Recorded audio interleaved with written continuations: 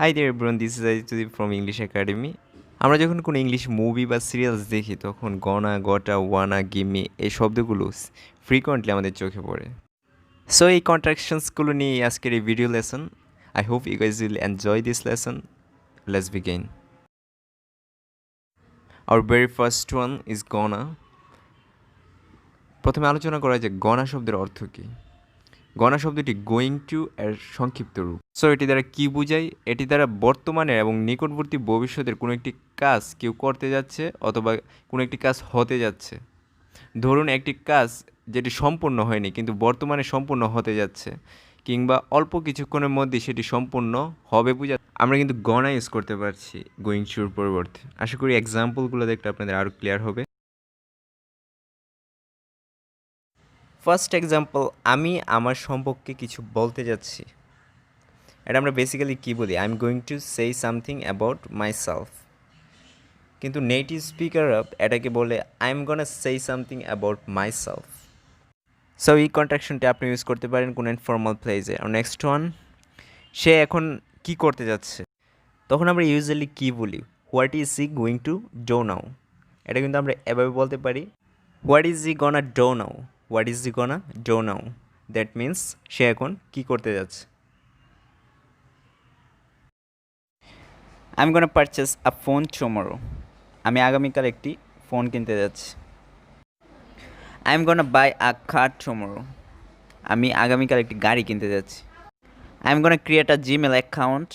আমি Gmail account খুলতে যাচ্ছি। He is gonna shopping tomorrow.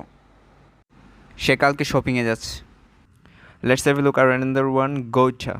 গোটা শব্দের অর্থ নিয়ে প্রথমে আলোচনা করা যাক।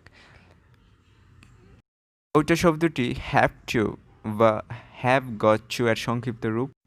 এটি দ্বারা বাধ্যবাধকতা বোঝানো হয়।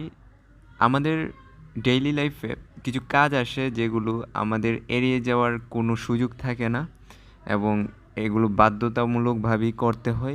তো এরূপ বাধ্যতামূলকভাবে করতে হবে, এড়িয়ে যাওয়ার কোনো সুযোগ নেই, এরূপ বোঝাতে আমরা গটা ইউজ করতে পারি। ফর এক্সাম্পল, তোমায় আমাকে সাহায্য করতেই হবে।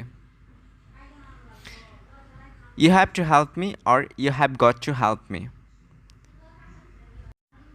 এখানে কিন্তু হ্যাভ টুকে কন্ট্রাকশন করে হ্যাভটাও বলা যায়, হ্যাভটা। You have to go. যদি আমরা ওইদিকে যাচ্ছি না, আমরা গটা নিয়ে আলোচনা করব। সো ইউ গটা হেল্প মি, ইউ গটা হেল্প মি, তুমি আমাকে সাহায্য করতেই হবে। নেক্সট, আমাকে যেতে হবে। এটা আমরা সাধারণত কী বলি? I have to go, I have got to go. এটা কিন্তু কন্ট্রাকশন করে বলা যায় আই গটা গো, আই গটা গো, যার মানে হলো আমাকে যেতে হবে। After that, ওয়ানা। ওয়ানা শব্দের অর্থ কী? ওয়ানা শব্দটি ওয়ান টু এর সংক্ষিপ্ত রূপ। শব্দটি দ্বারা মূলত কোনো কিছু চাওয়াকে বোঝায়। সাচ এস, আমি ক্রিকেট খেলতে চাই। আমরা সাধারণত বলি I want to play cricket, but এটা কন্ট্রাকশন ফর্ম হবে I wanna play cricket, I wanna play cricket.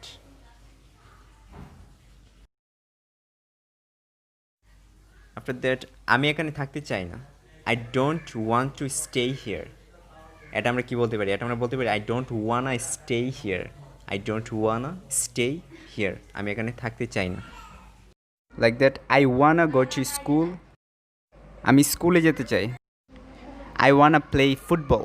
আমি ফুটবল খেলতে চাই। And finally number 4, গিম্মি। গিম্মি শব্দের অর্থ কী? গিম্মি শব্দটি হলো গিভ মি এর সংক্ষিপ্ত রূপ। কাউকে কোনো কিছু দেওয়া অর্থে শব্দটি ব্যবহার করতে পারেন। ফর এক্সাম্পল, দয়া করে আপনার বইটি দিন। Give me your book please, give me your book please. আমাকে কিছু খেতে দিন। Give me something to it.